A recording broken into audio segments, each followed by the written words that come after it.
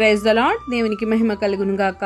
ప్రతిరోజు క్రమం తప్పక వాగ్దానాన్ని వీక్షిస్తున్న ప్రతి ఒక్కరికి యేసయ్య నామంలో శుభవందనములు. సబ్స్క్రైబ్ చేసుకొని అనేక మందికి షేర్ చేసి దేవుని మాటల ద్వారా బలపరచండి. ఈ దినమునకై ఏర్పాటు చేయబడిన దేవుని వాగ్దానము యోహాను సువార్త 1వ అధ్యాయము 9వ వచనము.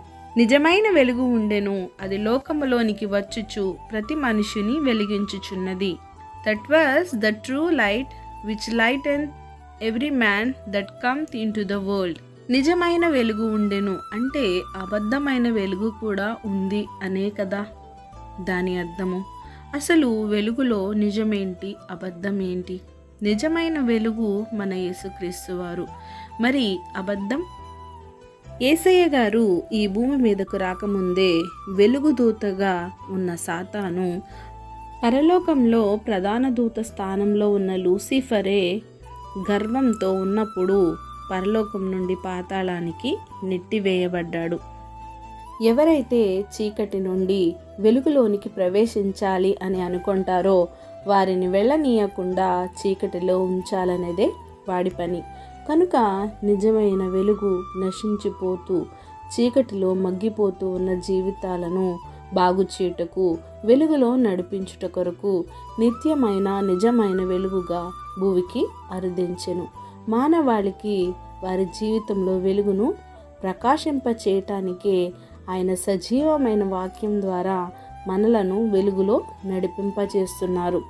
ఆ వెలుగు లోకంలో ఉన్న ప్రతి ఒక్కరిని వెలిగించాలి అని ఆదియందు వాక్యము అంటే దేవుని యొద్ద ఉన్న వాక్యమే దేవుడై లోకంలో ఉన్న నిన్ను నన్ను వెలిగించుట కొరకు మండుచు ప్రకాశించుచున్నది.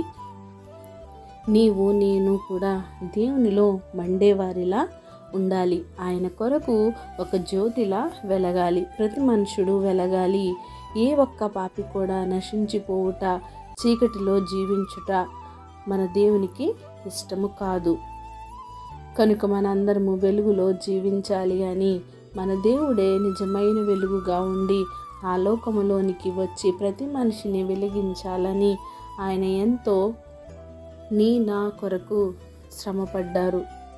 ఇక నుండి అయినా చీకటిలో జీవించుట వదిలేసి వెలుగులో ప్రవేశించి మన జీవితాలను సరిచేసుకుందాం. దేవునికి ఇష్టమైన బిడలుగా జీవించుదాం.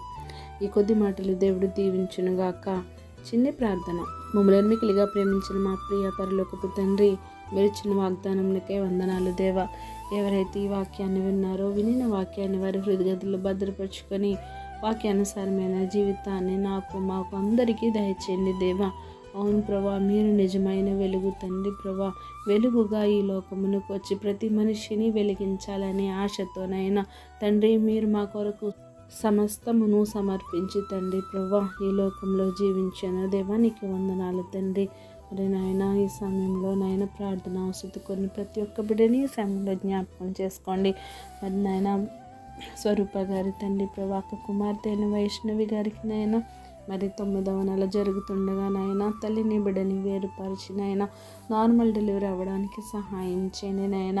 ఇంకా ఎవరైతే ప్రార్థన అవసరం కోరారో ప్రతి ఒక్క బిడ్డని ఈ సమయంలో జ్ఞాపకం చేసుకొని సమస్త ఘనత మహిమ ప్రభావములు మీరే ఆరోపించుకుంటారని యేసుక్రీస్తు పరిశుద్ధ నామమున ప్రార్థించి అడిగి వేడుకొంచున్నాను మా తండ్రి.